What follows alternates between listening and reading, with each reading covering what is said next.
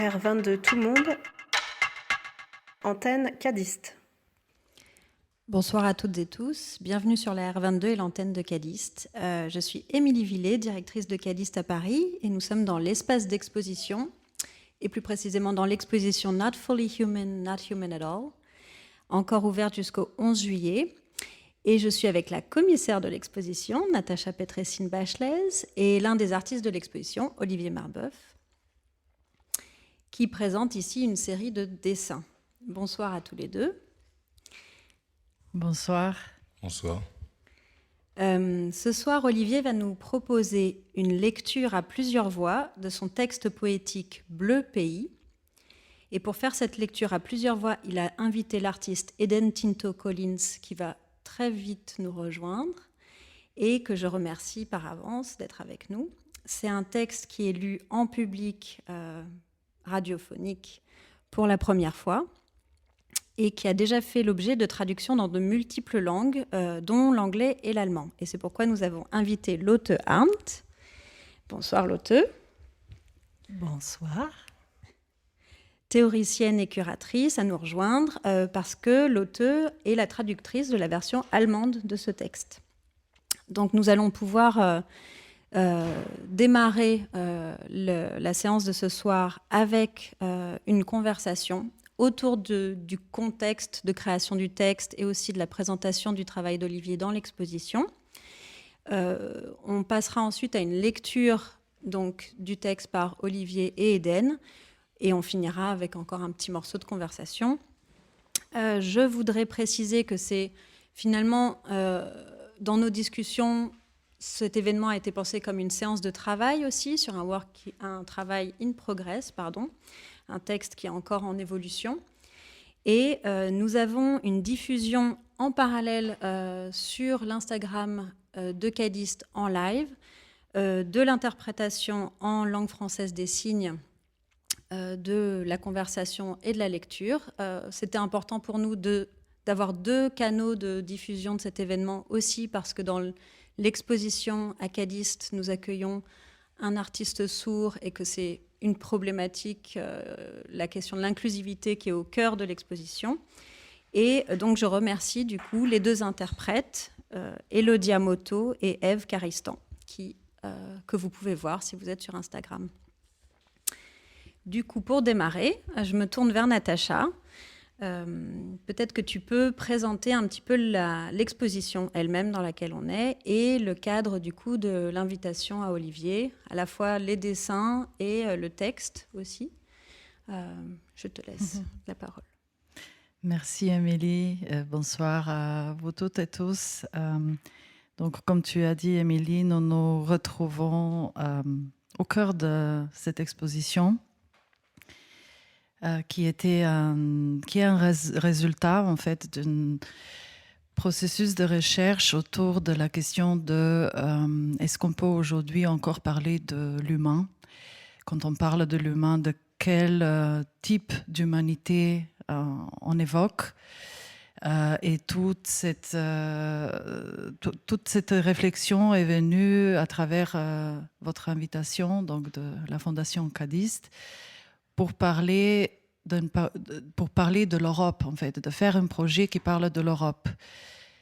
Et pourquoi cette question de l'humain et de l'humanité au cœur de l'Europe était important? Premièrement, là, je ne vais pas faire tout le parcours que je fais d'habitude quand je parle de l'exposition qui a pris plusieurs étapes, plusieurs commandes artistiques, mais surtout, je prendrai cette option ou cette possibilité aujourd'hui, ce soir, de parler surtout et je pense que nous ferons un peu tout le monde ici autour de cette table d'où on parle, quand on parle en tant qu'être vivant. Moi, je parle d'une position de quelqu'un qui vient d'un côté de l'Europe elle-même, qui a vécu des extrêmes violences, qui continue de vivre aussi dans une forte... dans une démarche toujours d'une discrimination plutôt de l'ordre de comme je viens d'un pays qui s'appelle ancienne Yougoslavie aujourd'hui, nous, dans l'ancienne Yougoslavie, nous n'étions jamais assez blancs. Comme l'Europe, elle se traite toujours comme ce continent qui est colorblind, qui se veut être colorblind. Donc je voulais vraiment questionner de comment ça se fait que d'où vient cette catégorie, quel est son enracinement historique, comment ça se fait qu'il y a un tel problème dès qu'on compare ce qui se passe, par exemple, dans les États-Unis par rapport à questions raciales, par rapport au racisme de différents ordres, pourquoi il y a toujours ce problème en Europe de ce refus, en fait, finalement, de comprendre et de, en fait, pas comprendre, mais vraiment faire face et confronter à l'histoire propre de l'Europe, qui est en fait à la base de toute cette discrimination et racialisation que nous connaissons aujourd'hui. C'est ça dont je voulais parler en venant d'une région de ce qu'on appelle l'ancienne Europe de l'Est. Et pour faire ça, je me suis beaucoup appuyée sur plusieurs écrits, des écrits évidemment des féministes noires comme Hortense Spillers ou encore Sylvia Wynter, qui énormément traitait en fait cette question de l'humain. Et puis dans une des conversations que nous avions avec Olivier, Olivier disait, et ça a vraiment ancré en moi aussi cette réflexion, mais c'est vers quel humain en fait on peut du coup aller une fois quand on était déshumanisé depuis des siècles, c'est vers quel humain qu'on peut aspirer. Et de l'autre côté, il y avait par exemple aussi l'écriture, on peut évoquer ça, de Fatima El Tayeb, qui est une écrivaine, professeure afro-allemande, mais qui enseigne aux États-Unis. Et elle voyait le processus de racialisation en Europe venant plutôt de l'ordre de l'économie, de l'ordre des travailleurs immigrants, par exemple. C'est pour ça que dans l'exposition, nous ouvrons, par exemple, avec plusieurs positions qui traitent cette déshumanisation aussi à l'ordre du travail, qui est vraiment très présent en Europe. Et puis, pour faire cette extension à Olivier, avec qui nous partageons maintenant plusieurs années de connaissances, d'amitié, de collaboration. C'est aussi parce que pour tout ce que Olivier a fait, moi je suis venue en France en 2005 et la première chose qui m'a vraiment le plus marqué et le plus parlé, c'était son travail fait autour de Kiasma, autour de cet espace d'extrême générosité, autoréflexion, sur des questions de décolonialité, postcolonialité, comme personne encore en France, ou très peu de personnes ont parlé de ces effets-là. Et ensuite, nous partagions beaucoup de débats, beaucoup de discussions au fil du temps. Mais plus récemment, Olivier a commencé à publier, à vraiment rendre public en fait son travail aussi d'écriture poétique, qui est à la fois, je dirais, une création théorique, création littéraire. C'est vraiment une sorte de hybride, et je pense que Olivier, tu vas nous parler aussi de ça tout à l'heure. Une sorte de dénonciation politique qui essaie se situer dans le temps présent où nous sommes, dans l'espace présent de la France contemporaine hexagonale, avec ces régions surtout des Outre-mer sur lesquelles Olivier porte un regard et un travail conséquent et cohérent, et surtout de parler en fait de ces temporalités que j'essaie aussi d'évoquer dans l'exposition, que à partir du moment où on essaye de parler de la contemporanéité, nous ne pouvons plus être aveugles au passé européen très sanglant. Et je pense qu'à travers le poème, qui est en même temps un poème futuriste, je trouve qu'il y a cette va-et-vient en fait en temporalité qui me semble vraiment parler d'aujourd'hui où on est ici à Paris, en France, face aux sujets et problèmes de déshumanisation qui continuent d'être là. Donc c'est pour ça que j'ai fait cette invitation à Olivier. C'est un peu longue introduction. Et je laisserai peut-être Olivier à nous dire, donc dans l'exposition il y a aussi installation. Donc c'est à la fois ça existe comme le texte et comme installation de dessin, des aquarelles. Et pour vous dire tout, on est tous les deux habillés en bleu. Et le poème s'appelle Bleu Pays. Donc Olivier, peux-tu nous dire d'abord peut-être du temps long aussi que tu as pris pour écrire ce poème? Merci Natacha, merci pour Émilie, et puis je suis content aussi d'être autour de la table avec l'autre, parce qu'il se trouve que l'opportunité qu'on a de se retrouver ici, c'est aussi de poursuivre des conversations dont on sait, nous, qu'elles durent depuis assez longtemps. Donc il y a ce temps long-là déjà, en fait. C'est pas toujours le cas, en fait, dans les projets. Là, on peut se retrouver après des décennies à échanger dans différents contextes. Moi, le contexte est différent puisque l'espace Kiasma a fermé. Et donc, il y a plusieurs manières peut-être de négocier la fermeture d'un lieu. On pourrait vouloir faire un autre lieu. Alors moi, j'ai fait un lieu à un moment de ma vie où ça me convenait de faire ça et je crois que ça correspondait à un besoin. Il y a toujours besoin de lieux à Paris, mais je ne pourrais pas refaire la même chose à ce moment-là. Et j'ai décidé de m'intéresser plutôt à ce que je n'avais pas fait pour faire le lieu, parce qu'à chaque fois qu'on fait quelque chose et qu'on s'investit avec intensité dans ce qu'on fait, il y a aussi des choses qu'on ne fait pas, alors, y compris auprès de ses proches, auprès de ses amis. Il y a plein de choses qu'on se dit, voilà, moi, j'ai pas fait ça pendant tant de temps. Et souvent, les gens voient ce qu'on a fait, mais nous, on sait ce qu'on n'a pas fait aussi. Et l'une des choses que j'avais pas faites, peut-être, en fait, c'est dans certaines formes, aller jusqu'au bout de ce que ça veut dire être témoin d'une époque. Donc, j'avais créé les conditions pour qu'on entende des voix, les conditions pour qu'on se retrouve, pour qu'on travaille, pour qu'on invente. Mais à la fois, voilà, avec la fermeture de ce lieu-là, j'avais aussi accumulé de l'expérience de témoin. Et ça, c'est important parce que je pense que c'est aussi une histoire un peu particulière du sujet anciennement colonisé, d'être finalement le témoin, en fait, de l'histoire européenne qu'on n'interroge jamais. Est-ce qu'on peut raconter l'histoire de l'Europe en étant descendant, à la fois afro-descendant, mais aussi pour ma famille, descendant d'esclaves, et finalement sur un segment assez court, puisque mon arrière-grand-père est né esclave. Ce qui est quand même pas non plus très loin.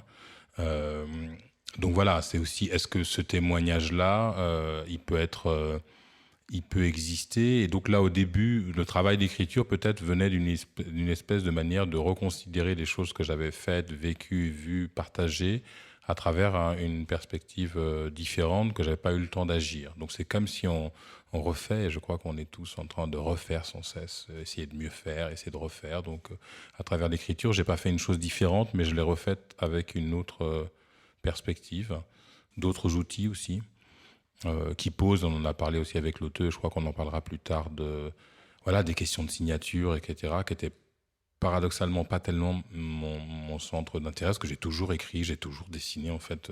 Comme tu dis, tu rends visible quelque chose que tu as toujours fait, donc pour toi, il n'y a pas un grand changement, mais on voit bien qu'il y a évidemment des changements, parce que les catégories constitutives de notre champ ne sont pas les mêmes, en fait. Bon.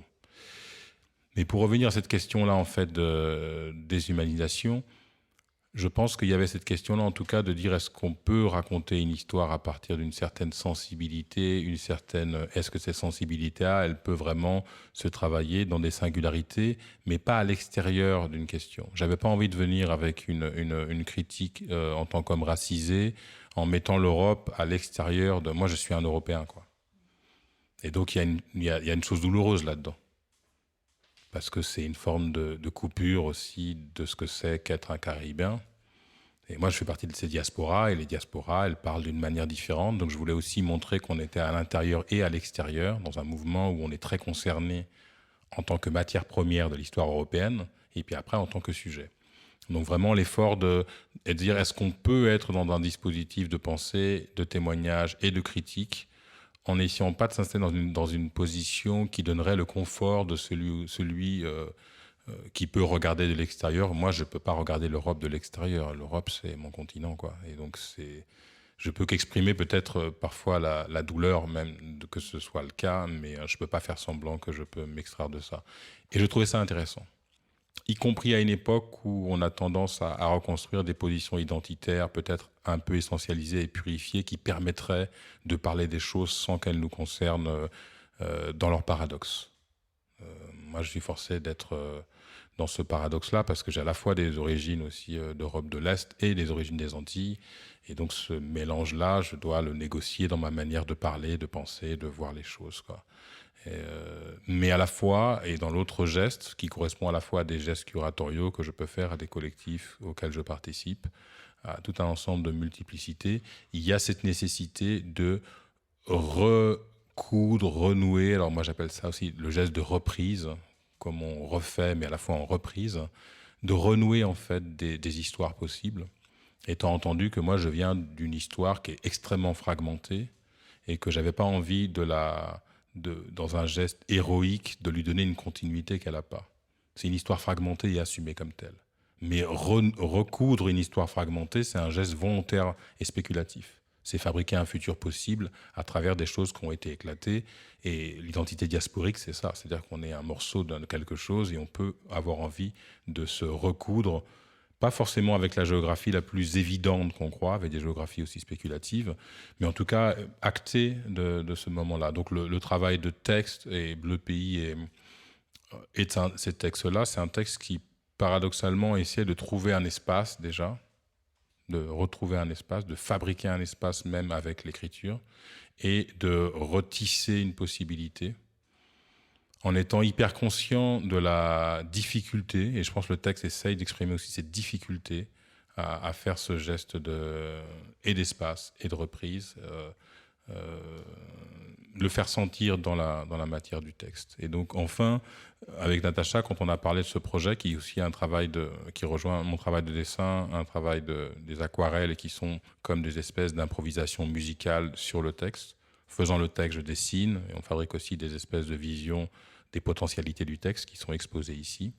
Mais l'idée que le texte ne soit pas directement associé à l'installation d'images permet aussi de parler de ces effets de discontinuité qui, dans mon travail, ou dans le projet que je viens de faire aussi avec Natacha à Cité des Arts, qui s'appelle Depuis la nuit, qui est un projet curatorial, où pareil, avec les artistes caribéens avec qui j'étais amené à travailler, j'ai poussé à travailler de manière assez discontinue, c'est-à-dire à séparer le son de l'image, à faire des choses qui témoignent d'une impossibilité de l'illusion de continuité et une existence éclatée en fait des langages.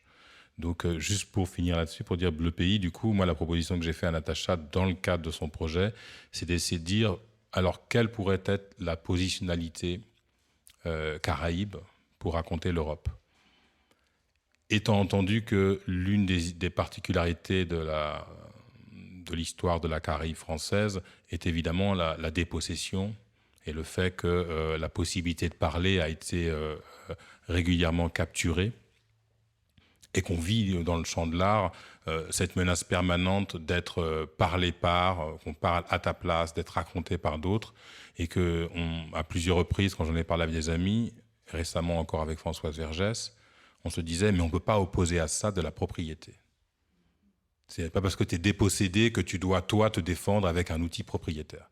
Donc il y a une espèce d'impasse dans laquelle, qui est très douloureuse, de dire, je ne veux pas qu'on me vole, mais je ne veux pas non plus devenir propriétaire d'une identité, d'une histoire. Donc, que faire ? Et donc la question de la recherche d'une positionnalité très particulière pour la Caraïbe, qui était de raconter d'une manière particulière ce que peut vouloir dire être caribéen. Et pour moi, c'est une identité qui est celle du retour depuis la mort. Et je pense que ce n'est pas souvent comme ça qu'on présente la Caraïbe, mais en fait, dans le geste de l'esclavage, il y a un aller vers la néantisation. C'est une mort, mais même une disparition en tant qu'humain. Et que le peuple caribéen est un peuple qui revient de la mort et donc qui propose à l'humanité une vie après la mort, qui est ce moment qu'on vit aujourd'hui. Et donc, je me suis interrogé sur la positionnalité possible de dire est-ce qu'on peut être des êtres constitués à partir d'un moment de mort qui est là, qui est, à mon avis, européen, même s'il est très loin en distance. C'est un moment de mort européen dans la mer Caraïbe, dans l'océan Atlantique. Et ce moment de mort européen, est-ce qu'on ne peut pas proposer aux autres Européens la possibilité d'un retour depuis cette mort-là, en la considérant déjà ? Et qui serait une positionnalité qui, pour moi, rejoint le geste d'abolition, c'est-à-dire il faut avoir le courage de se mettre aussi près de ce moment de mort, parce qu'il ne permet aucune extraction, quoi. Quand on va mettre son corps à cet endroit-là, on prend le risque de mort. Et ça rejoint toutes les théories sur l'abolition, de dire c'est en partageant le risque et la présence de l'endroit le plus dangereux qu'on peut créer des alliances. Merci Olivier. Quand je fais parfois des visites de l'exposition, ça me rappelle toujours le Bleu Pays, peut-être le titre, si on revient au titre lui-même.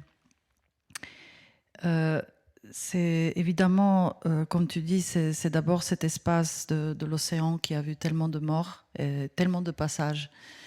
Mais aussi ce Bleu Pays, c'est exactement la même chose qui se passe aujourd'hui dans la mer Méditerranée. Donc je fais toujours cet rapprochement en disant que ce poème que tu as écrit est une sorte de réémergence d'une archive qui existe plutôt dans le DNA des personnes descendantes des esclaves ou afrodescendantes, mais qui ont vécu ce déplacement, qui ont vécu un processus que Sylvia Wynter, par exemple, elle appelle ça c'est très beau, c'est la réhumanisation. Comment, après, face à la mort que tu décris, comment, dans cette mort qui est l'esclavagisme, qui est déshumanisation d'un être vivant, comment tu peux trouver dans quel geste, dans quelles actions, comment tu survis, comment tu te réhumanises. Et je trouve que tu as dans ce poème aussi presque un hommage aussi à cette force vitale en fait qui a été cette résistance de comment imaginer en fait la vie après la mort. Et du coup, voilà, c'est aussi pour ça que je parle de la mer Méditerranée, même si le sujet n'est pas exactement celui-là, je trouve qu'il est assez ouvert dans le poème pour faire possible l'alliance. Et à la fin, je finis toujours aussi, je voulais aussi savoir, parce que tu parles de ce retour depuis la mort, et on est en France, face aussi aux violences policières faites surtout aux personnes racisées. Pour moi, Bleu Pays, c'est aussi la France hexagonale. Quand je traduis bleu comme quelque chose qui est triste, en anglais par exemple, donc je vois toujours ces trois zones géographiques finalement qui m'évoquent ça. Mais c'était aussi pour plus peut-être aller plus juste pour parler de titre, mais aussi de la structure de poème. Tu as parlé de discontinuité. Le texte lui-même, il est très graphique, il est très visuel. Peut-être tu veux introduire aussi sa structure. Oui, je vais dire quelques points très vite parce qu'après on va aller doucement aussi vers la question de la langue en transition et de la traduction aussi en commençant à parler avec l'auteur. Bon, on a aussi parlé avec plusieurs d'entre vous de l'idée que pour moi le texte il est un peu c'est comme quand on parle de développer une photo lorsqu'on a un négatif, quoi. Quand le texte va être dit de différentes manières ou lu de différentes manières ou traduit, il est développé dans ses potentialités vers d'autres langues, vers d'autres territoires. Comme tu disais, on peut l'interpréter d'un point de vue méditerranéen, évidemment.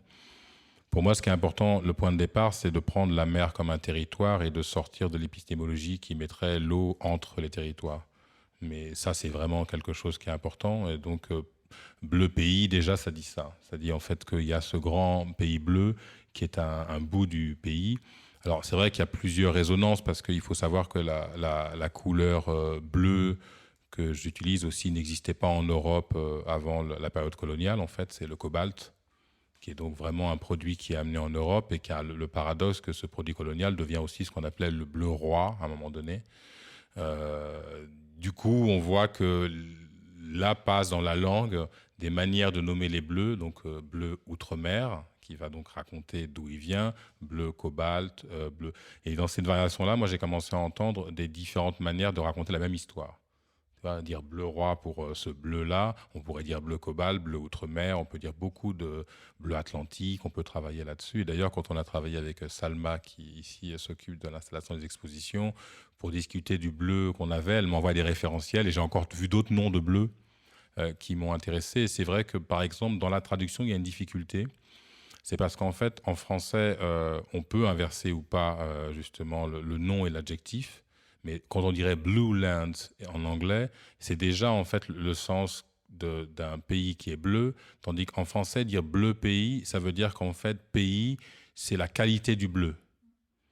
Et donc cette nuance-là, dire bleu pays, ça donne quelque chose qui est déjà dans la traduction un problème. Bon, l'auteur va nous parler d'autres problèmes que pose la traduction, mais je dirais problème, en tout cas question ou nécessité de reconstruire des positionnalités, c'est-à-dire qu'en fait, la manière dont c'est écrit, et ça c'est vraiment un dessin, c'est d'abord écrit, comme tu le dis, de manière graphique, fragmentée, à plusieurs voix et pour plusieurs voix.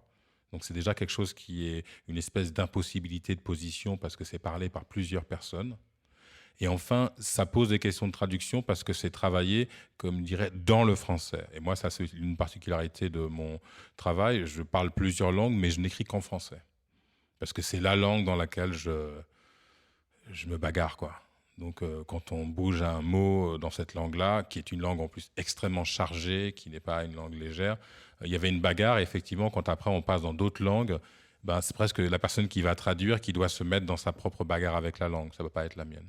Je ne sais pas si l'auteur, tu veux dire quelque chose? En tout cas, c'est la plus magnifique introduction que je puisse m'imaginer.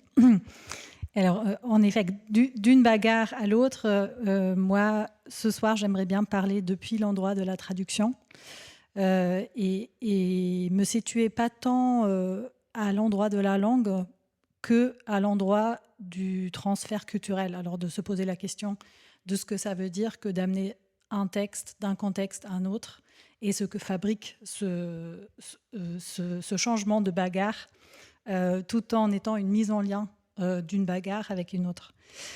Et peut-être pour l'ancrer quelque part, je pense que c'est important en effet de revenir au début de ces échanges qui se sont noués autour de cet espace chiasma, tellement important pour autant de monde entre nous et qui ont réuni autant de voix, autant de corps, autant de pérégrinations différentes dans ce qui a pu être une communauté par moment.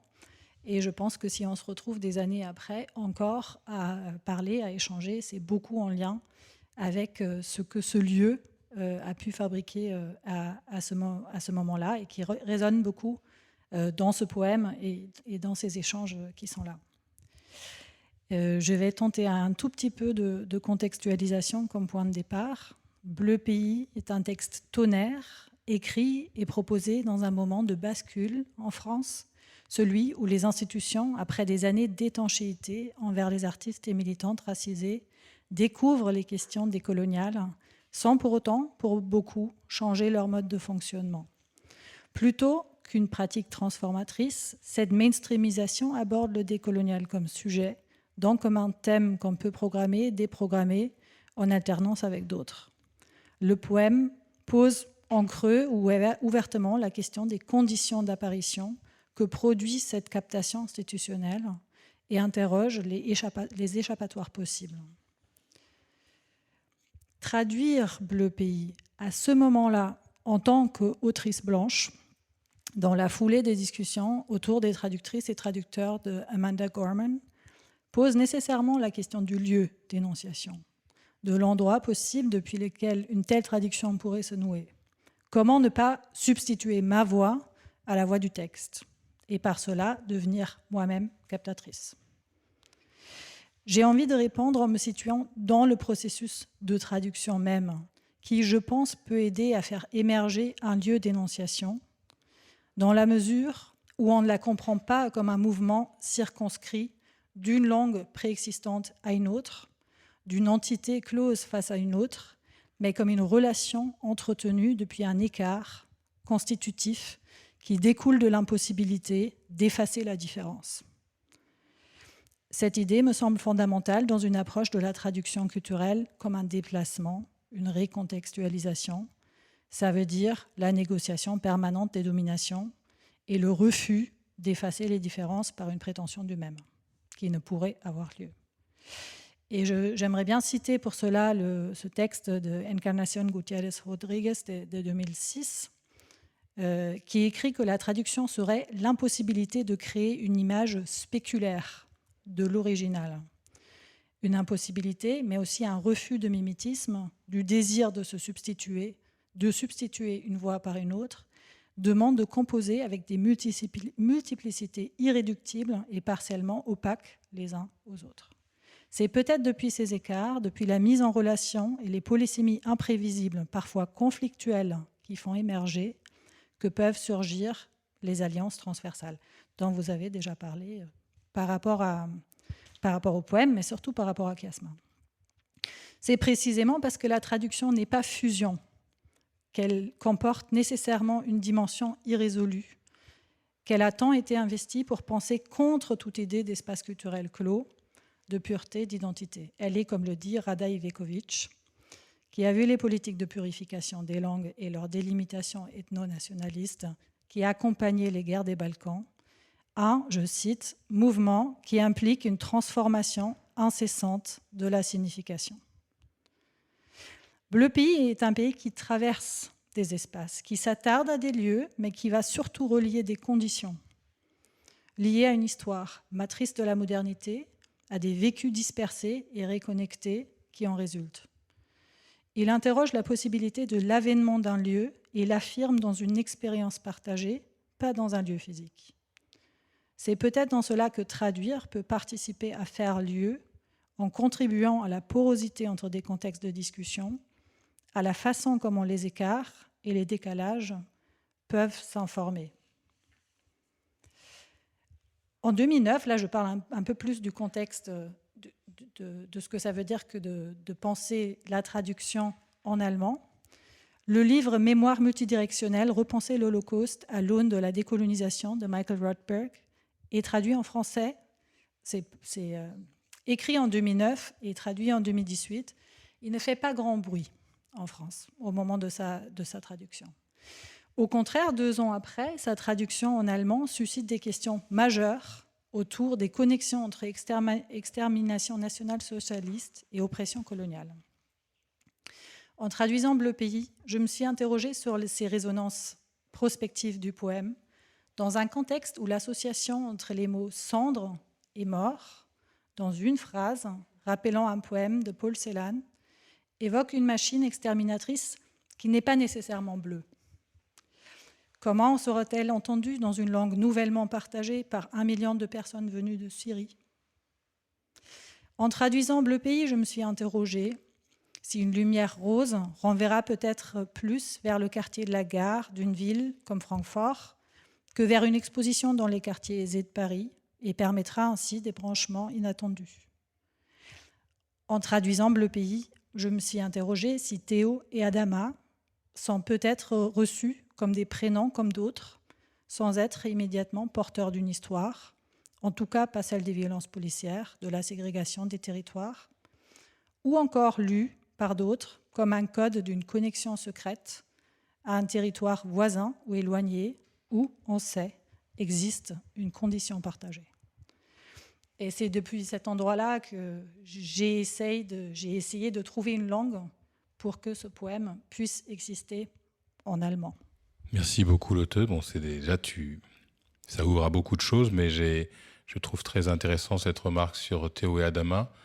En fait, en 2018, dans l'année 2018, l'année où on a fermé Chiasma et où moi je savais que Chiasma allait fermer, j'ai écrit un ensemble de petits textes qui, pour des gens, n'étaient pas très signifiants, mais pour moi, étaient des espèces de préparation à ce que j'allais faire, et notamment un d'eux qui s'appelle « Parler avec des mots à soi », et qui était un peu mon obsession théorique, en fait, parce que non seulement je vais parler en français, mais je viens aussi d'un milieu populaire, de quartiers populaires, périphériques, et je me demandais si nos expériences de personnes issues de ces quartiers populaires, qui rajoutent pour moi un peu de complexité sur la question racisée, parce que moi je ne suis pas seulement un racisé, je suis un racisé qui vient des milieux populaires, ce qui pour moi fait une différence très importante dans la manière de parler notamment, de parler des choses. Et donc dans la relation qu'on a avec les expériences. Et effectivement, je crois que dans Bleu Pays, je peux écrire Théo et Adama en mettant que les prénoms, parce que je sais en fait que c'est un endroit impraticable pour quelqu'un qui ne vient pas de ces endroits-là, parce qu'on ne te laisse pas appeler les gens par leur prénom seulement, si tu ne viens pas de ces endroits-là. Donc c'était aussi des espèces d'indicateurs contre les captures. On refuse systématiquement de dire, il faut dire le nom de famille si tu appelles quelqu'un, sauf si tu es dans cette position d'une certaine proximité avec la question.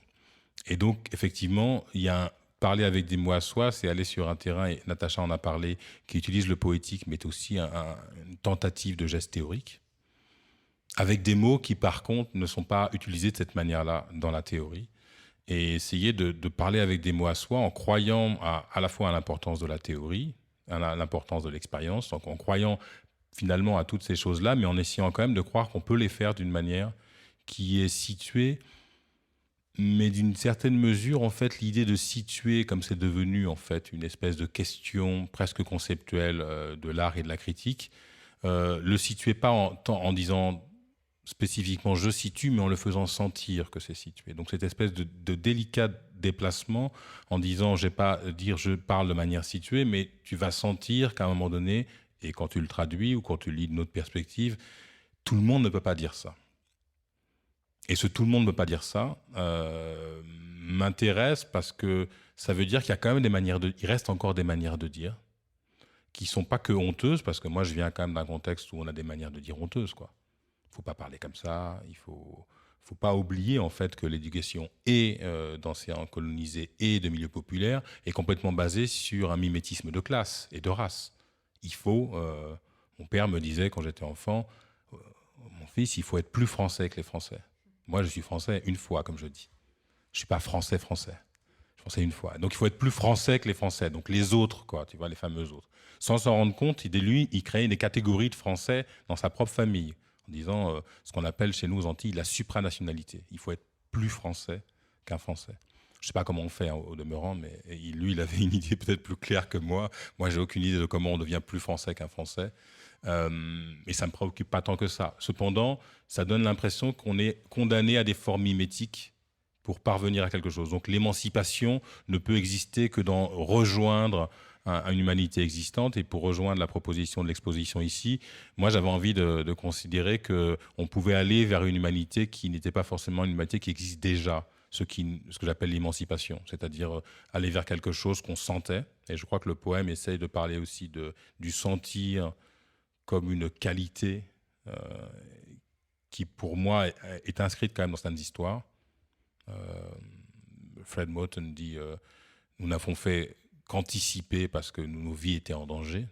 Et je pense que la capacité à sentir des choses qui viennent dans des moments de danger est plus développée dans des gens qui ont des modes de vie où il y a du danger, de voir venir. Et je voulais essayer que le poème ait ce côté visionnaire sans projection, j'ai toujours. Parce que le visionnaire des avant-gardes, c'est projeté, mais en tant que, dans une posture décoloniale, on ne peut pas être dans la projection. On doit toujours être, comme je dis, peau à peau avec ceux dont on parle. C'est-à-dire qu'on veut aller plus loin, mais on reste toujours de loin en contact. Il n'y a pas l'idée qu'une chose n'est pas là, et comme le poème le dit, derrière tout ça, il y a un lieu. C'est-à-dire qu'on sent une possibilité. Et je sais que le poème peut paraître pessimiste, mais en le finissant, j'avais l'impression que c'est plutôt faire l'épreuve de ce qu'on veut dire, jusqu'à arriver à quelque chose qui, à défaut d'être optimiste, est une vision plutôt positive de ce qui est possible si on fait l'épreuve de cette difficulté vraiment. Qui est presque une manière la fin, c'est presque une manière de reformuler les damnés de la terre, non? Parce que de dire que c'est dans le grandement des ventres que réside l'émergence possible d'un lieu, c'est quand même justement une formulation qui n'a pas les frontières comme repère, mais qui a une condition comme repère qui appelle à son dépassement et qui l'appelle dans une perspective qui transnationale, qui se greffe à d'autres lieux, qui est en soi, ou ce bleu, ne se réduit pas à l'identité nationale, mais juste alors qu'il la déborde en plein d'endroits. Donc là, je vous remercie et je vais me auto-corriger parce que d'abord j'ai parlé du futurisme, alors il faut absolument pas dire ça. C'est plutôt spéculation que le poème, disons, prévoit, une sorte de comme tu dis, lieu d'une possible existence. Et aussi peut-être pour finir, et pour revenir aussi à ce que l'autre a dit, et toi aussi par rapport à comment imaginer qu'est-ce que la traduction elle-même aussi, où elle mène en fait, où elle peut porter quelque chose pour d'autres espaces qui ne sont pas les espaces géographiquement parlant les mêmes, mais sont les espaces de même vécu. Et c'est là, je pense que le travail de traduction est vraiment toujours ce processus de mise à jour finalement. Et je pense que c'était pour Olivier très important aussi d'être associé à... Tu as mentionné une fois que tu aimerais bien voir évidemment les poèmes dans d'autres langues, mais pour l'instant dans les langues que tu peux aussi parler. Et là, tu veux finir ? Juste pour la transition, parce qu'on va faire un petit break de quelques minutes pour passer à la lecture. Oui, je voulais dire aussi que on a vécu dans une forme d'universalisme, et je trouve que la France, voilà, pour resituer où on est, l'a fait plus que d'autres, et a plus de mal que d'autres à le lâcher, cet universalisme, il faut quand même le dire. Je le dis parce que c'est un peu une surprise quand même, et c'est une mauvaise surprise. Parce qu'avec ce qui se passait, on se disait que maintenant, on est temps de basculer vers autre chose. Le poème réagit aussi au fait que la réaction conservatrice en France à Black Lives Matter, elle n'est pas inédite, mais elle est quand même particulièrement forte, quoi. Et moi, j'en ai été très déçu, je dois dire, parce que je n'imaginais pas que tout allait changer, mais je n'imaginais pas, en fait, que la seule réponse qu'on nous apporterait, c'est une contre-attaque conservatrice hyper violente et un refus, un déni, replongeant les Français au moment où ils peuvent comprendre quelque chose dans des stratégies d'ignorance. Ça m'a choqué, parce que je trouve que le moment était venu de pouvoir avancer, et là, il y a un refus de ce moment-là. Et Bleu Pays propose une chose qui est donc une force de contre-universalisme. On nous a appris le monde avec l'Europe au centre. Et comme tu dis, Natacha, pourquoi pas parler d'une perspective caribéenne comme on parlerait pour le monde, quoi. C'est-à-dire que c'est pas en fait à la place d'eux. Ça veut dire que quelqu'un peut resituer cette perspective dans ses propres enjeux. Mais en prenant justement un territoire de périphérie comme espèce de point névralgique pouvant... du coup, ça déplace, ça autorise en quelque sorte la possibilité de penser aussi à partir de différents endroits, puisqu'il ne s'agit pas de faire autorité par rapport à cette histoire-là en particulier, mais faire possibilité. Moi, je raconte à partir de là, parce que je peux parler à partir de là, mais je t'invite à te mettre au travail dans ce que tu peux raconter à partir de l'endroit où tu es. Et moi, c'est comme ça que je le voyais aussi. C'est-à-dire que la positionnalité, pour rejoindre ce qu'on s'est dit au début, peut pas être pour moi une stratégie de propriété. Et c'est aussi contre ça, paradoxalement, que le texte s'écrit, sur les risques pour contrer l'appropriation culturelle, de créer des nouvelles propriétés noires ou que sais-je, qui me semble être la pire chose qu'on peut faire à l'histoire. Parce que pour moi, en fait, on revient de la mort vers le vivant, mais on va vers le vivant aussi parce qu'on revient de la propriété, en fait. Et la mort et la propriété, c'est la même chose, en fait. Donc ce mouvement vers le vivant, c'est un mouvement vers les communs et un mouvement loin de la mort. Ça, c'est pour moi très important. Et du coup, juste pour finir, aussi, ce qui est important, c'est que le poème, il est issu sous Creative Commons. Il ne faut pas oublier ça, en fait, que tu ouvres aussi une autre possibilité d'existence au poème qui n'est pas limitée à propriété d'auteur, en vrai parlant. Voilà. Et là, on va passer à la performance de texte faite par Olivier Marbeuf et Aidan Tinto Collins.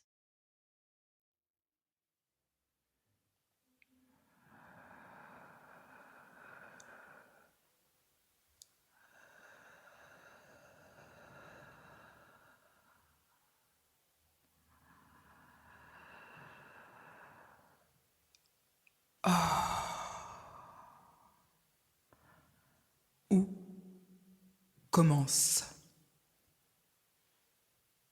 Où commencer? C'est la question. C'est la veine question. C'est la veine bleue qui vibre sous la surface de la peau noire. Qui parle? Depuis quel pays perdu et sous-marin? Océan, me rendras-tu l'os et l'œil, la bouche et le bruit? Performance.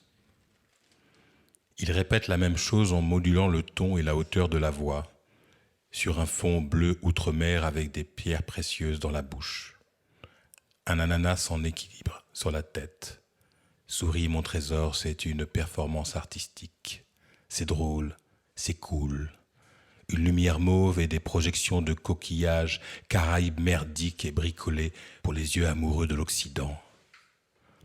Pour payer le loyer d'une chambre miteuse dans une capitale d'Europe, il consent. Et se regarder sur Instagram et regarder sa vie qui est une story brève, vide, éphémère. Il consent. Une vie dans la prison d'un œil qui n'est pas le sien, il consent.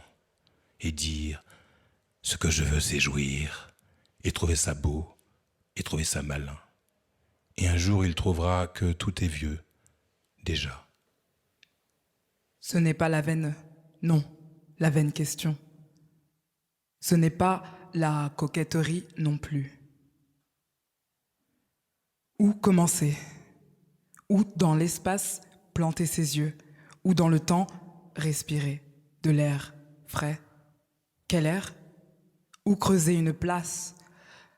À la surface glacée de l'océan, une femme jetée par-dessus bord, du moins, c'est ce que l'on croit reconnaître.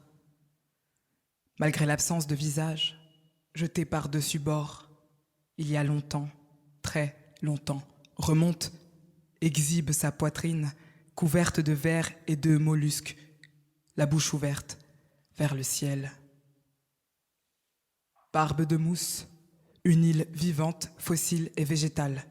Elle a transpercé le bleu, abysse sombre de la mort. La voilà plus vivante, au milieu des restes d'un bateau qui flotte. Dans l'œil des requins, une île déparle, purulente, dans un fouillis de lichen, dans la ronde des roches gluantes. Elle déparle. Journal du Nouveau Monde. Le paysage est désolant, rien des beautés tropicales qu'on nous avait promises. La main d'une princesse est plantée dans la vase et fait un signe d'accueil obscène. Des yeux de plusieurs couleurs sont incrustés dans les fossiles, trésors naturels d'une délicieuse laideur. Aucun mot ne peut nommer ce spectacle dégoûtant qui rampe à la surface assombrie de la mer. Monstre glauque et bleu, au milieu de ce fatras, une larve gémit et se tord, dard géant qui sert de pilori à tous les Jésus passés par là. Nous avons oublié le jour et la nuit, éclairés que nous sommes par les éruptions incessantes de cette île, que nulle carte nous signale. Partout à sa surface, les bouches s'ouvrent en hurlant, des cristaux de sucre jaillissent de ces gouffres, mine terrifiante où personne n'oserait fourrer la main.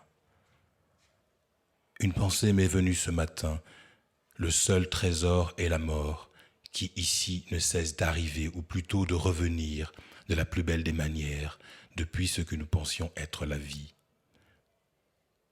La tristesse nous a gagnés, nous avons appelé cette funeste rencontre mélancolie.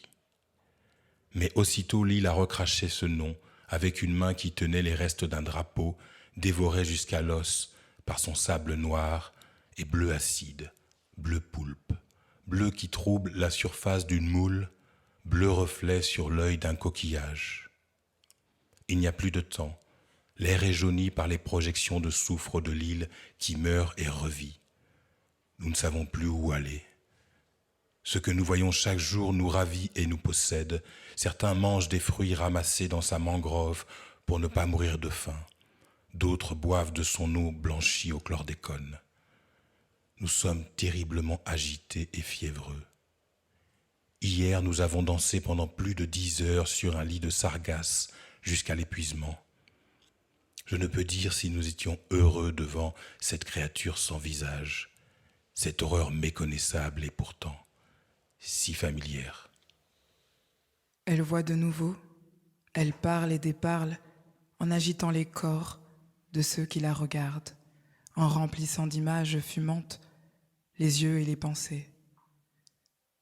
Cendre, vole au-dessus de l'océan, vole dans le vent fougueux, vole dans la bouche pourpre de la tempête, cendre d'un fugitif manchot brûlé par les Français dans la colonie marquée du terrible nom, Saint-Domingue, qui s'écrit par-dessus le nom, Haïti. C'est ainsi que l'on dit propriété de sucre et de mort de la France. Cendre, vole et plante dans la boue de cette autre île vivante, sans visage et sans nom. Plante ton morceau de chair brûlée, ton charbon de révolte qui explose avec les graines sans patrie dans le bal des vers. Boum.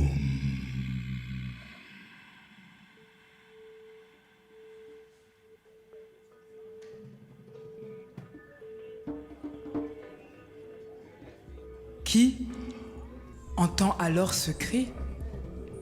Qui croit l'entendre? Le cri de cette vieille femme à la voix de loup-garou. Macandal est vivant. Macandal est vivant! Macandal est vivant. Le cœur. Macandal est vivant! Est vivant. Macandal est vivant! Elle voit de nouveau, elle parle et déparle. L'histoire recommence. Depuis la mort, cette fois.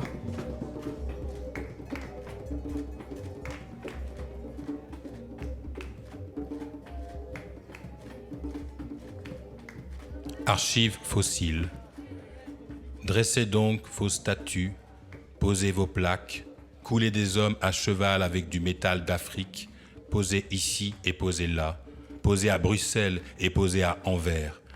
Distribuez des bustes du résistant Delgrès dans les municipalités en Guadeloupe. Plantez des jardins au nom de solitude et plantez des statues d'esclaves rebelles, ici et là. Plantez à Paris et n'oubliez pas de faire tomber sur la tête un esclavagiste à Bristol. Ça ne coûte rien et ça fait toujours plaisir de le noyer dans l'eau du port avec tous ses secrets. Ironie et diversion. Et ensuite, quand le calme est revenu, plantez à la place une femme noire qui lève le poing, même un instant, comme pour faire semblant.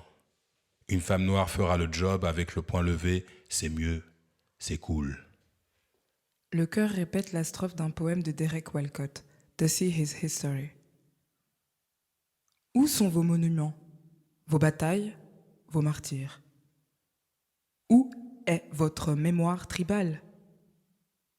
Messieurs, dans ce tombeau gris, la mer les a enfermés. La mer est histoire. Laisse-les faire, il faut bien qu'ils s'occupent. Mais n'oublie pas de casser à Cayenne le bras de Schluscher qui pointe le passage du milieu pour montrer le futur. Casse l'ironie et casse la diversion.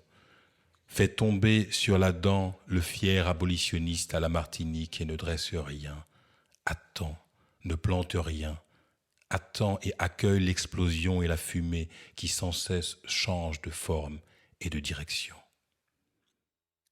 Les voilà nos monuments. La voix qui s'éloigne ou grandit depuis le plancher gris, bleu fossile de l'océan, dans la grotte, dans le paysage, bleu béton des tours.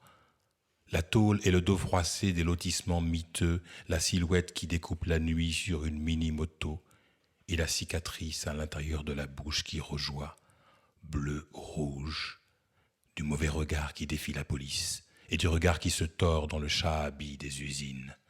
La main coupée et la main bleue de cobalt, bleu mine, bleu charbon, bleu vert et bleu rouge, bleu Talbot, bleu Algérie, bleu 83 qui est un autre bleu 61, bleu Seine, bleu 82, bleu Antilles.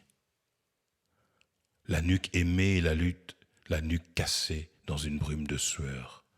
Le football infini où le temps n'existe plus et Marius Trésor les bras en croix. Jésus, à Séville, allez les bleus. Les voilà nos monuments, morts vivants, vivants, bleus vivants.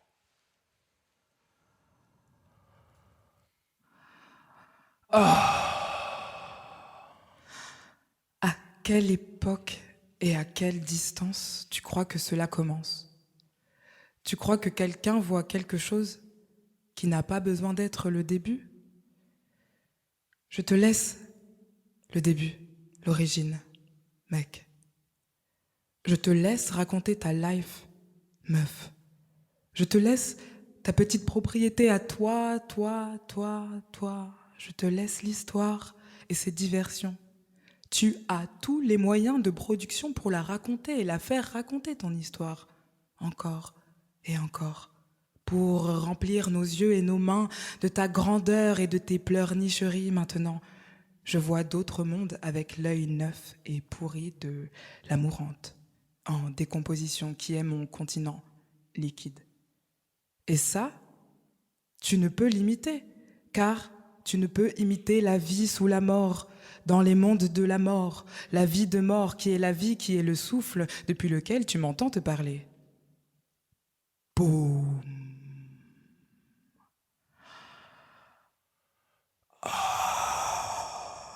Je ne baisse pas les yeux pour autant. Je ne baisse pas les bras coupés et le souffle pareil. Sous le ciel capitaliste, incrusté de pierres précieuses, savoir, minerai, parle, trésor, paroles, mots, arrachés au fond de la mine, de la gorge, aussitôt circulent dans les veines, circulent souples et fluides, se répètent, se répètent, se répètent et prennent de la valeur aux aisselles et aux cuisses, au torse brun. Prends. Nous n'avons rien à cacher. Nous n'avons pas de mots, je te jure. Nous n'avons rien qui ne soit à nous et que nous puissions cacher. Nous n'avons que des mains sales où rien ne s'attarde. Prends. Tous les mecs blancs peuvent être des femmes noires. Queer maintenant.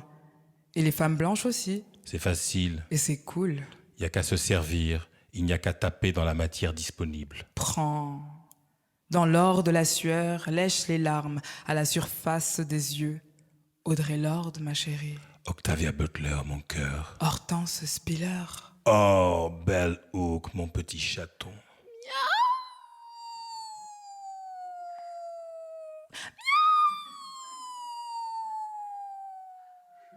Et voilà, tu le veux, tu l'as. Tout le monde le veut. Tout le monde veut, Être une femme noire et si possible, queer et brillante et luisante. et fluide. Matière sans fin, amie et disponible. Sadia. Dans la lumière mauve, mais sans cet enfer et cet œil, sans le terrain vague immense qui hante la tête peinte au monochrome bleu-orange de la nuit des bords de National. La tête perdue aux confins du monde dans une périphérie sans carte. À l'ombre d'une portière, « Hey, Rodney, tu t'es assoupi là ? Sur le bord d'une voie rapide, c'est bizarre, mec. Hey, Adama, as-tu posé ton beau profil de travers gros sur le bitume ? Pourquoi ? Pour dire quoi au juste ? Pourquoi faire ?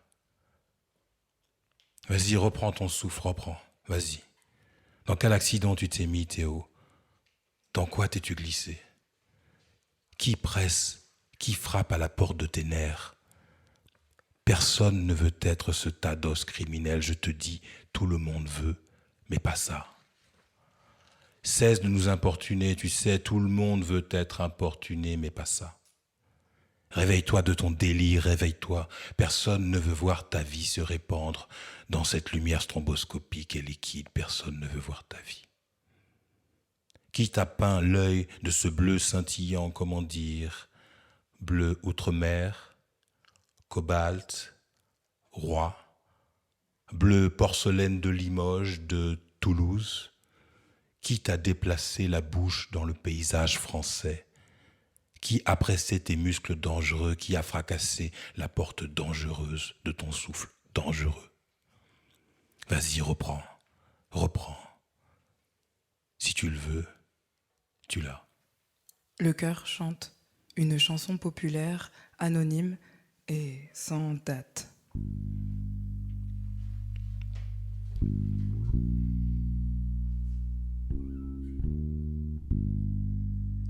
Nous avons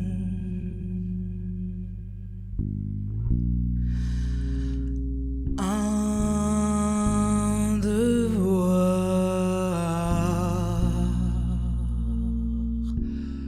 de mélancolie.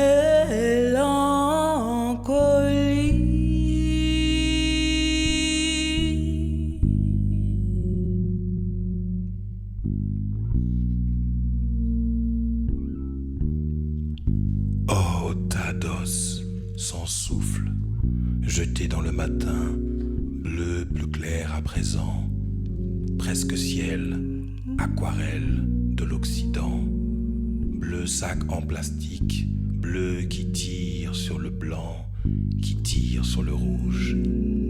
Pan et meurt. Tout le monde veut, mais personne ne veut de toi. Voilà. Je vais te dire, dans cet océan bleu marine, bleu pétrole, bleu atlantique, tout au fond des abysses, là où il n'y a plus de ciel, là où il n'y a jamais Dieu, sont allongés nos monuments. Voilà. Sculpture ou fossile, c'est selon. La bouche contre le plancher du monde, conque, dub, beatbox, infrabasse, mal parlé, onde, déparlé, tremblement. Nous y voilà.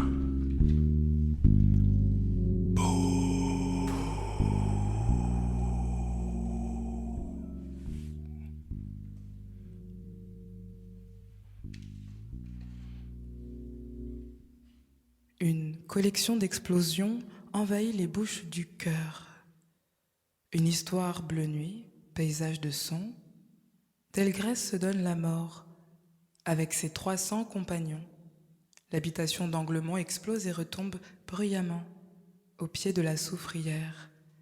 Claquement de bouche, sifflement entre les dents qui est aussi l'histoire de la banlieue, qui est aussi l'histoire de la Seine, et donc l'histoire de l'Algérie, et donc l'histoire du fer, des aiguillages et de l'aube, et donc l'histoire des terrains vagues, et donc l'histoire des visages sales, du Mali, de la Côte d'Ivoire, de la Tunisie. Mais nous ne le saurons qu'à la fin, tout ce bruit, ces fumées et ce fracas, c'est une histoire de ce qui doit exploser pour ouvrir un espace et respirer. Le cœur jette des grenades pourries sur la Seine. Tout ce bruit sert d'entracte, puis cela continue de plus belle.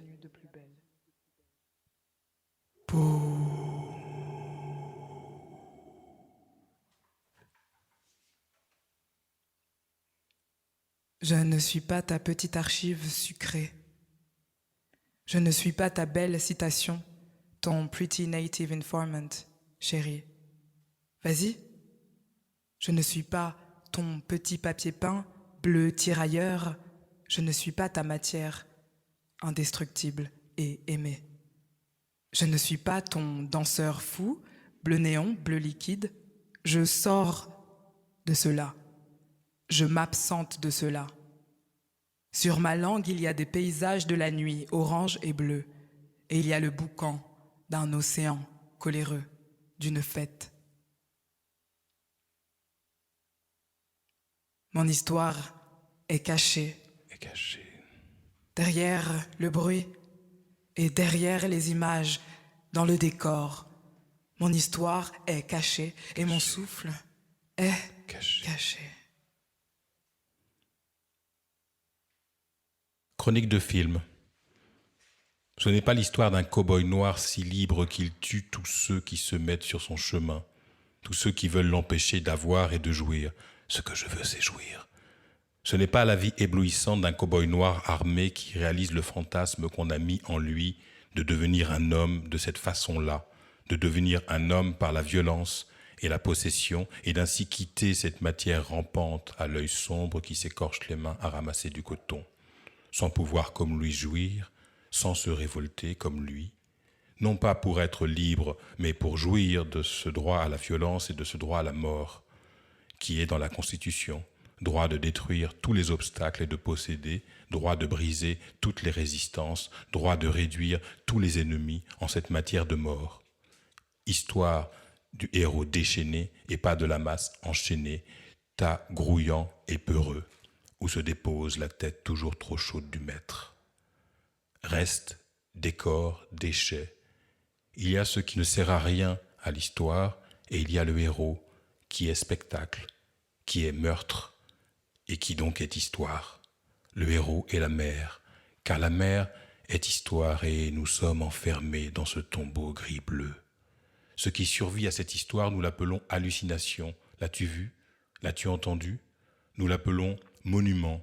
Nous l'appelons archive délirante. L'as-tu vu? L'as-tu entendu? À qui est cette rue? C'est notre rue. À qui est cette rue? C'est notre rue. À qui est cette rue? C'est notre rue. Cette rue? Notre rue. À qui est cette plaie? C'est notre plaie. À qui est ce souffle? C'est notre souffle. Ce souffle? Notre souffle. Survivre et respirer.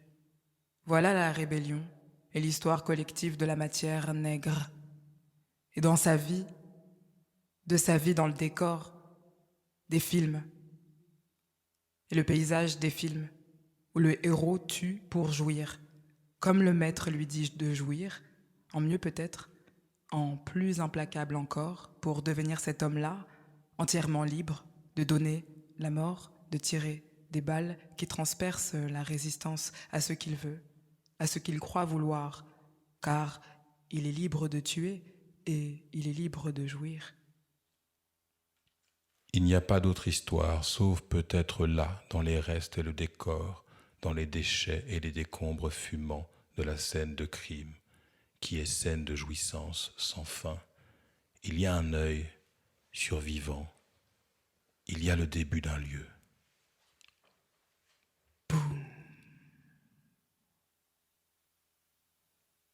L'air s'est teinté de bleu très pâle.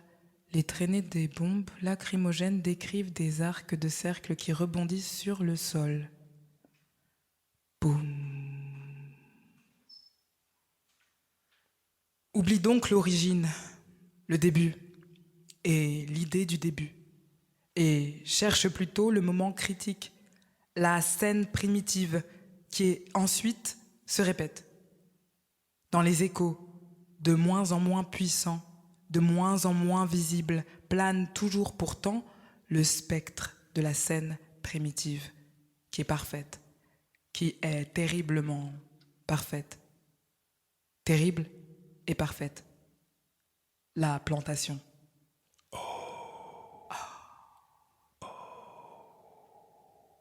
C'est là que l'on va commencer.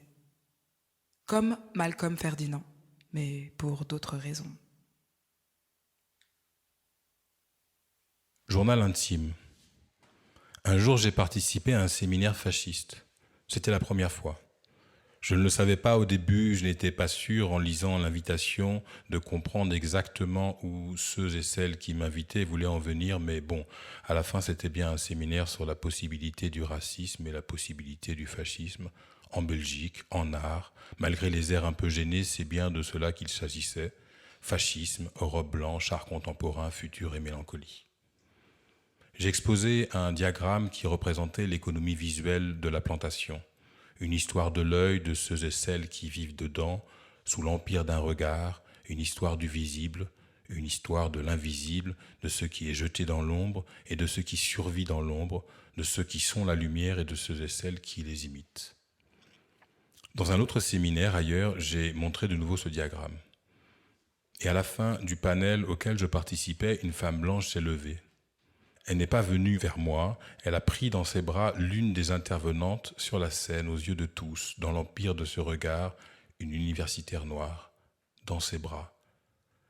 Elle l'a serrée très fort contre sa poitrine comme on serre une amie, un parent. Maman. Elle s'est agrippée à elle de toutes ses forces pour ne pas sombrer. Elle avait peut-être peur de sombrer. Et ce qu'elle a trouvé, c'est une femme noire, la coque d'un bateau, dans l'eau glacée, un morceau de coque ou un rocher. Et à peine cette pierre noire avait-elle fini de parler, au même panel où je montrais le diagramme de la plantation, les violences affectives et invisibles de l'habitation, que cette femme blanche souriante est venue sur la scène avec toute sa détresse pour la tenir contre elle, comme pour lui dire « c'est bien, comme pour lui dire « c'est bien, mon chaton, viens me donner un peu de ta chaleur juste ». Après la projection du diagramme qui est le plan d'une zone d'extraction affective, la plantation, où la violence dans les champs et au pilori éblouit celui ou celle qui ne regarde pas bien de quoi cette violence est la diversion, ce qu'elle nous empêche de voir de la chaleur et de l'ombre de l'habitation. Il y a une chose que Saadia Hartman veut voir et que peut-être Malcolm X rate, le coût payé par celles et ceux qui côtoient les maîtres et leur doivent attention, services sexuels et spectacles, l'économie de cette attention, de ce soin, de cette disponibilité. Une dette. Et juste après ce diagramme, donc, il y a la scène de la femme qui s'enroule sur de la chair noire comme si elle serrait sa nounou chérie quelque part dans une histoire de l'ombre, dans un lieu sans témoin, mais qui devient un spectacle maintenant. Et juste après le diagramme encore, mais ailleurs cette fois-ci, de retour dans le séminaire fasciste, le directeur blanc d'un musée me serre la main et me dit « Nous sommes les marrons. C'est nous les marrons. Tout cela est juste, tout cela est terriblement juste. La plantation et tout ça, merci, merci, c'est incroyablement juste. La scène lumineuse qui chasse l'écologie de l'ombre, la main délicate qui sort la matière de la cale pour se divertir et se sauver. C'est cela le monde de l'art que nous chérissons, sauf que c'est nous les marrons. Mais cette fois-ci, dans le séminaire fasciste, il ne me prend pas dans ses bras. Ce n'est pas l'endroit et ce n'est pas le moment. Mais surtout, il sait que je ne vais pas le sauver. Je ne suis pas une femme noire qui sauve les directeurs blancs des musées belges qui sont des marrons. Ça, je ne le peux pas. Je ne suis pas ce rocher-là. Je ne suis pas ce morceau de coque d'un immense bateau de croisière, d'une ville flottante, d'une ville européenne qui se fracasse sur de la glace. C'est au-delà de mes forces. Et alors je le regarde, lâcher ma main et s'enfoncer tout au fond de l'eau sombre de ce séminaire fasciste. Il disparaît. Les cœurs, dans un bruit d'océan à la Turner, plouf.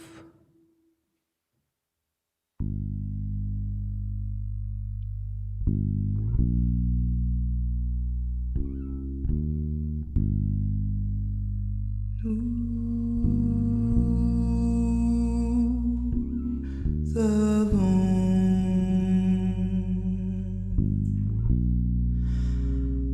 un devoir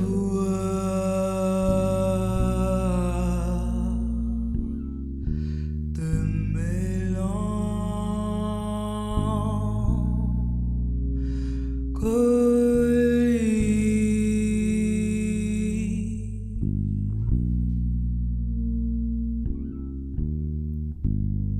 La plantation. Dans la Caraïbe, c'est là que l'on va commencer. Car il faut commencer ailleurs, loin des regards, dans les périphéries de l'Empire, là où tout est plus intense et nu. Une scène primitive, intense et nue, terriblement parfaite. Et c'est là que l'on voit clairement toutes les collections, tous les motifs délicats de la violence, exposés sans peur et sans honte. Mais ce n'est pas la seule histoire du spectacle, insoutenable et de ses diversions. éblouissante. Ce n'est pas la seule histoire de la fusillade qui ravit l'œil du cow-boy noir, qui est l'œil d'un autre avec son corps à lui. Ce n'est pas non plus la seule scène fantôme de ce moment de jouissance. Un lynchage, du bois brûlé, charbon humain pendu à l'arbre, fruit étrange, mûr à crever.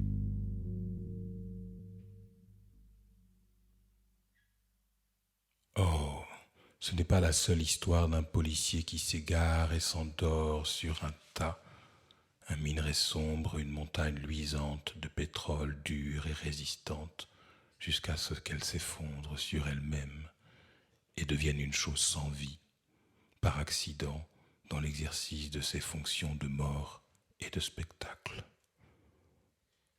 Ce n'est pas que et ce n'est pas seulement. C'est aussi l'histoire de ce qui se passe dans l'ombre familière et chaude du foyer.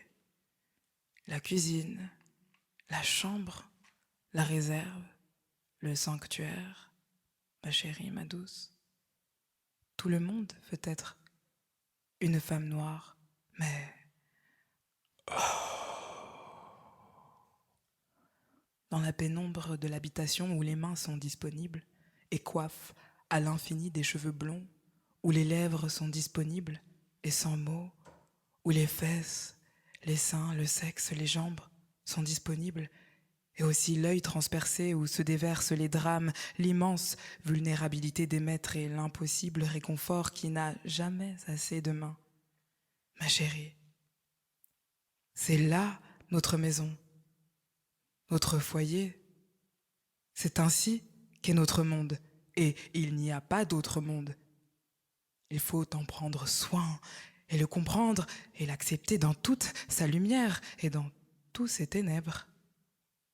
Ténèbres bleues très foncées, comment dire, noires avec des reflets bleutés comme les plumes autour de l'œil d'un oiseau. Viens, tu vas me faire une promesse. Ne t'éloigne plus jamais, jamais. Reste ici que je te sente. Donne-moi tes mains fraîches pour essuyer ma fièvre. Tu seras ma sœur jumelle. Et nous fonderons un ciel de sororité. Dans l'après-midi qui s'en va, derrière les mornes, pourquoi ne m'aimes-tu pas d'un amour sincère comme moi je t'aime? Pourquoi ce sourire idiot, ces bras sans vie et ce hochement de tête et cette lenteur idiote avec laquelle tu traînes tes pieds idiots quand je t'appelle?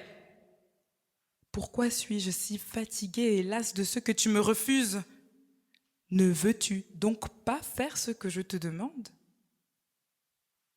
Ne veux-tu donc pas être mon œuvre collective, mon installation parlante, ma collaboration, et répéter la même chose en modulant le ton et la hauteur de ta voix sur un fond bleu outre-mer avec des pierres précieuses dans la bouche, un ananas en équilibre sur la tête.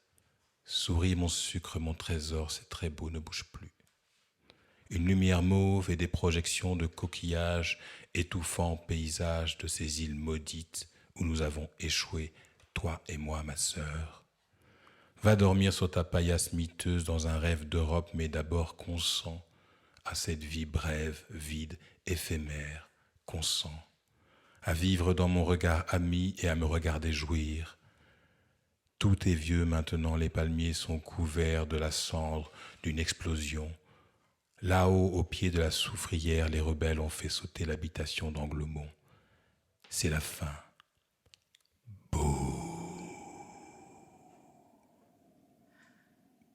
Mais nous sommes une famille.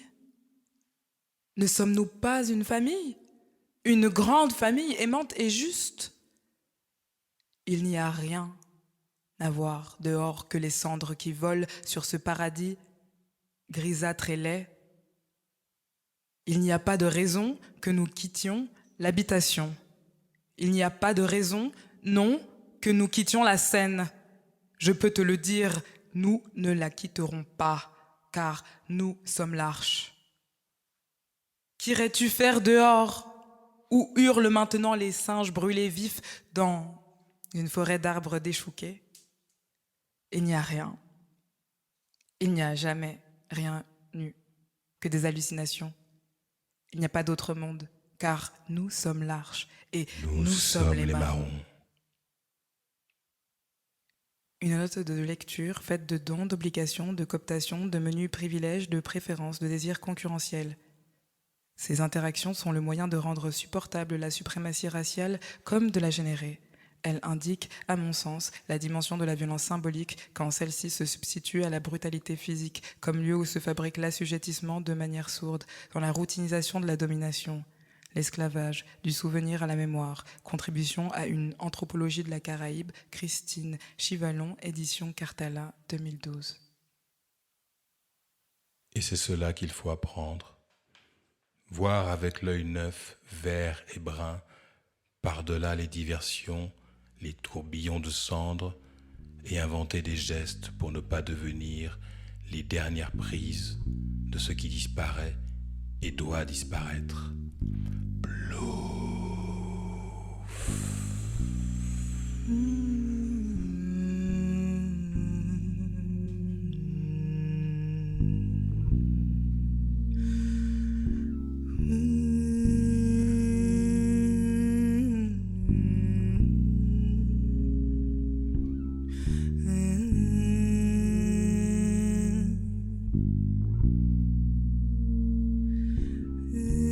Oh non, tu n'iras pas loin. Ce n'est pas la peine. Par ici, par là, pas loin. Il n'y a pas d'autre monde, il n'y a que ce monde. Quitte l'habitation un instant. Dehors, ce n'est pas un autre monde, mais apprends à respirer, à goûter à l'air et à écouter ce qui murmure. Un monument de chuchotement et de messes basses. C'est là que nos voix s'en mêlent avec d'autres bruits, craquements et cris. Nous devons apprendre à respirer à l'intérieur de tout cela, en dehors de cet œil familier qui appelle, mais qui t'appelle. Voilà une langue pour un lieu qui n'est pas encore là, car il n'y a pas d'autre monde, et pourtant nous respirons juste à côté de ce monde tel qu'il est. Notre peau se détache, tiens-toi tranquille, souris à tes ennemis, montre ta dentition et glisse-toi doucement vers le dehors, remplir de peur ton sang, remplir tes poumons de feu.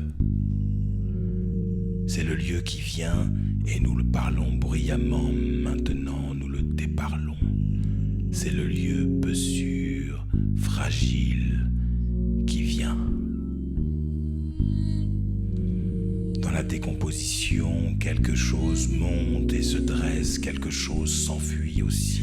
Laisse fuir qui a besoin de fuir. Elle reviendra quand elle aura trouvé son moment et sa musique, quand il aura trouvé sa danse.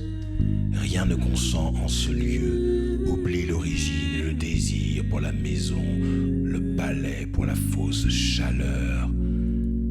Et ce qui t'épuise et te plie, ce que je veux est jouir.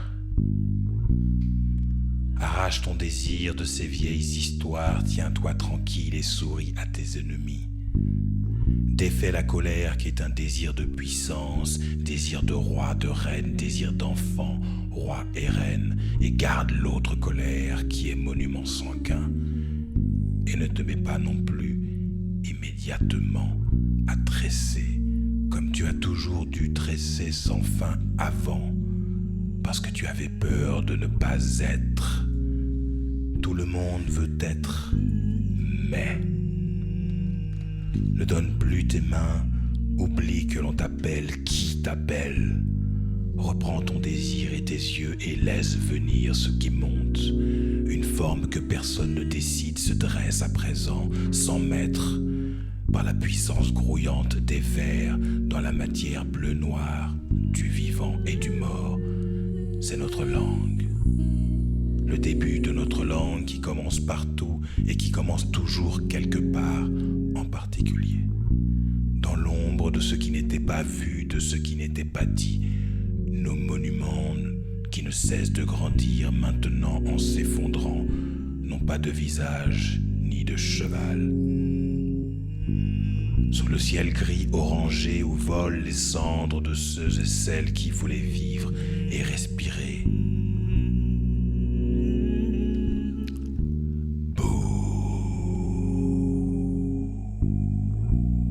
Il y a un lieu, les débuts d'une fête, sans spectacle, dans le craquement de nos os, dans le gargouillis de nos ventres. Il y a un lieu.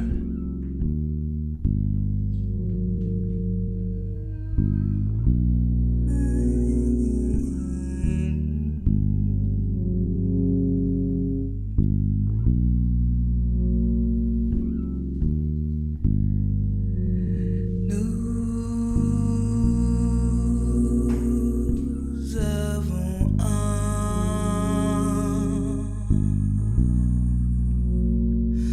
devoir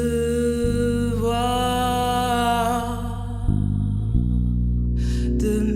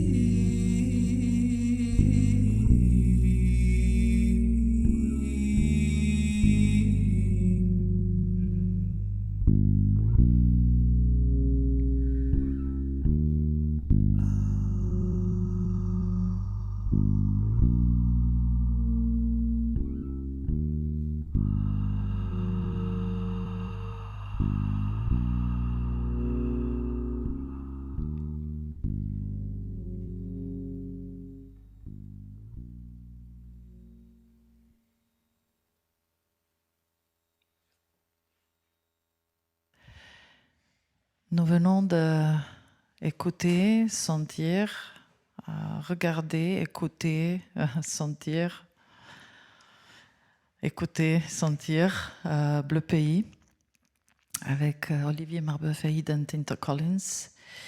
Et voilà, un silence qui nous envahit, mais aussi donne à sentir ce que nous avons parlé tout à l'heure avec Lotte, Émilie et Olivier. Mais cette interprétation, donc, qui était une première de ce poème, a été donc imaginée par une collaboration entre vous deux, et où se sont mêlés, comme on a dit avant, plusieurs voix, plusieurs vitesses aussi de ces voix. Parfois voix en chœur, parfois voix singulaire, voix dans différentes temporalités aussi, dans le passé, dans le présent, dans une potentielle futur proche. Et tout ça mêlé aussi avec la musique, avec le son. Donc, est-ce que vous pouvez nous dire un tout petit peu de ce rythme qui est déjà, comme on a parlé avant, le poème est assez graphique, donc assez visuel déjà. Est-ce que c'était ça, un premier jet, par exemple, pour la structure, ou combien était aussi une improvisation là où on a vu? Bon, Olivier Marbeuf veut absolument que je réponde. Alors, je vais essayer de le faire. C'est une invitation que je n'attendais pas, mais en fait, elle est arrivée au bon moment. Il y avait un alignement où, en parcourant le texte, j'ai tout de suite, je me suis laissée porter à travers ces différentes strates d'écriture, de réflexion, d'annotation, de collection, et c'est vraiment une façon qui s'est inscrite à la fois dans ma personnalité aussi. Donc il y a eu comme quelque chose d'assez magnétique C'est assez bien fait, je veux dire, il y a plein de versions qui sont lisibles et qui circulent beaucoup sur les réseaux sociaux. Entre autres, en tout cas, moi, c'est là que je les vois. Par capsule, c'est assez chouette. Du coup, on peut en avoir une par jour si on n'est pas courageux. Parce que c'est vrai qu'il est très physique à passer comme ça pendant une demi-heure. Mais c'est pour parler du côté graphique et du coup du rythme qui est implicite à la façon dont on pourrait le recevoir. Donc j'ai été guidée finalement par... c'est un dessin, c'est un plan, c'est quelque chose qui se retourne, qui détourne, qui fraye un chemin. Donc à chaque lecture, je reçois comme ça des nouvelles directions au niveau de la voix notamment.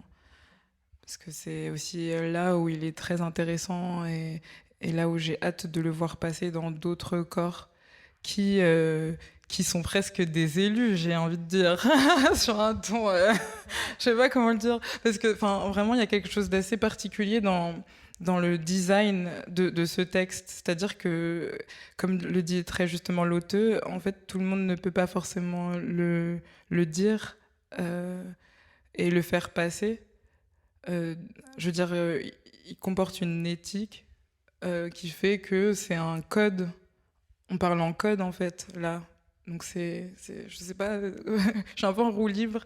Je sais pas si ça répond à la question, mais voilà. Même de manière très belle. En fait, pour moi, ce soir, c'était la première fois de l'entendre. Alors que c'est un texte qui, évidemment, en le traduisant, j'ai beaucoup lu, et je pense lu aussi dans des détails. Et en fait, je n'arrêtais pas, en le lisant, à sentir que c'est un texte qui appelle à être mis en voix. Et qu'en même temps, et ça, c'est un peu la situation dans laquelle on est maintenant, ce sont des voix qui appellent tout le temps des corps. Et alors, du coup, la question que ces voix sont, comme tu le dis, hein, sont connectées à une histoire, viennent nécessairement pas de nulle part, mais sont justement très articulées entre ceux qui mettent en place. Et du coup, j'étais dans cette attente de vous attendre, d'entendre ce soir.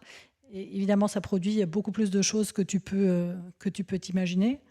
Mais ça m'intéressait aussi de t'entendre, toi, sur ce que ça faisait que d'arriver dans ce texte, de le porter par ta voix et d'en faire en même temps quelque chose qui fait le texte se transforme par le fait que tu l'interprètes.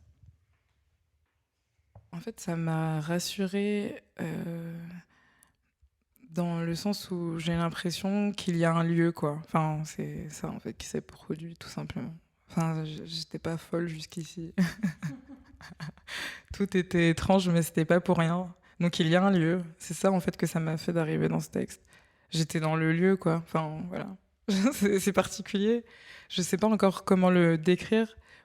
Je veux dire que j'ai pas de recul sur mon interprétation. Enfin, sur ce que ça m'a fait que d'interpréter ce texte. C'est pas moi qui peux le dire, parce que l'interprétation, c'est pour moi revenir au phénomène de l'écriture, essayer de revivre le contexte d'écriture. Et enfin, je pense, hein, de pourquoi on écrit ça, en fait, revenir à ce moment T, très mystérieux. Et je crois qu'on se découvre aussi, c'est une grande rencontre aussi avec Olivier, en fait. Donc c'est anticipé, enfin, je voudrais pas parler tout de suite de ce que ça m'a fait. Je pense qu'il faut d'abord le donner, le partager, et ensuite on pourra éventuellement savoir ce que ça nous fait vraiment. Parce que là, pour l'instant, c'est... Wow. Oui, je voulais juste ajouter quelque chose qui est des hasards et pas des hasards, parce que voilà, en fait, je pense qu'avec quand on fait ce type de projet-là, on se doute que de toute façon, les choses qui vont pouvoir se faire vont pas se faire par hasard, et pourtant vont se faire un peu magiquement. Donc c'est une espèce de paradoxe. Et dans notre répétition la semaine dernière, en fait, Eden est venu aussi avec une boucle de sample en basse Moi, j'écris tout ce que j'écris en écoutant de la musique, en fait. Tous mes textes sont écrits avec des loops et des loops extrêmement simples, en fait. Voilà, j'ai cette espèce de truc dans l'oreille qui fait que Bleu Pays a été écrit avec la même boucle de basse que j'ai écouté pendant des heures, un truc qui te rend dingue. Et du coup, on n'a pas parlé du tout, en fait, c'est pas du tout un truc qu'on a évoqué, mais moi qui fait partie de mes techniques d'écriture, de me mettre dans une espèce de mood, comme ça, et d'un rythme, quelque chose qui sonne. Et du coup, en répétition, elle est venue avec cette chose-là, qui en plus en termes de tonalité extrêmement proche. D'ailleurs, on l'entend avec ma voix extrêmement proche de choses dont je suis très familière dans mon travail. Et donc, il y a le coup une familiarité qui est revenue. Moi, j'étais effectivement, quand on vient avec un texte, on vient déjà avec beaucoup de matériaux. Donc, moi, je suis venu avec rien d'autre que le texte. Je n'ai pas dit, il faudrait qu'il y ait ça, parce que je trouvais que déjà, venir avec le texte, c'était de venir avec beaucoup d'arguments. Et elle a réintroduit, en fait, voilà, une sonorité et une présence. Et effectivement, aussi avec ce statement de nous avons un devoir de mélancolie, qui est donc peut-être aussi une forme de ralliement en faisant quelque chose qui a pris du coup une ampleur dans le travail et qui devient vraiment une espèce de symbole aussi du texte. Donc ça, ces amplifications-là et ces entrées-là, d'un coup, moi, ça me ravit parce qu'à la fois, c'est un familier étranger, quoi. C'est les gens, ils font des trucs que tu pourrais faire mais que tu n'as pas fait et que même... donc il y a une espèce de corps collectif qui se met en marche avec un travail qui débute. On a très peu travaillé, on se rencontre aussi artistiquement. Mais du coup, je crois que faire un lieu, c'est trouver, et l'auteur en parlait au début avec Natacha aussi, c'est retrouver des familiarités, retrouver la manière dont le lieu n'est pas un endroit, mais plutôt une manière d'être ensemble. Et donc, travailler le texte a produit ça, et ça, c'est vraiment... c'est un peu cadeau, et à la fois, je peux pas dire que je suis surpris, parce que le texte attend ça, en fait. C'est pas moi qui attend ça, c'est le texte, en fait. Et il y a aussi cette idée-là, pour moi, de travailler avec quelqu'un, ça me détache, en fait, de l'idée d'être l'auteur du texte. En fait, le texte est un espèce d'organisme dont moi, dès que quelqu'un y touche aussi, je me resitue par rapport à cet organisme-là, pas du tout dans une logique d'auteur, et j'ai pas du tout de préméditation de ce que ça doit être, en fait. Du coup, tu te laisses porter par une possibilité qui te rend étranger de l'objet, qui est ce mouvement, pour moi, vers le vivant et à distance, et de la mort et de la propriété dont j'ai parlé tout à l'heure. Merci à toutes et tous. Et on va clore sur ces mots d'Olivier. Merci encore pour cette belle lecture et merci à nos interprètes également pour leur accompagnement ce soir.